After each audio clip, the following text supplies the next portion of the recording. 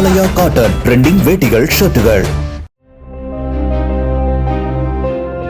திண்டுக்கல் நகரை அடுத்த தோமையார்புரம் பகுதியில் உள்ள துரைக்குளம் அருகே சாலையோர மருத்துவ கழிவுகள் கொட்டப்பட்டதால் அப்பகுதிவாசிகள் அதிர்ச்சி அடைந்தனர். சுற்றுச்சூழலுக்கும் பொது சுகாதாரத்திற்கும் பெரும் ஆபத்தை ஏற்படுத்தும் இந்த கழிவுகளை கொட்டியவர்கள் மீது கடும் நடவடிக்கை எடுக்க வேண்டும் என்றும் வலியுறுத்தினர்.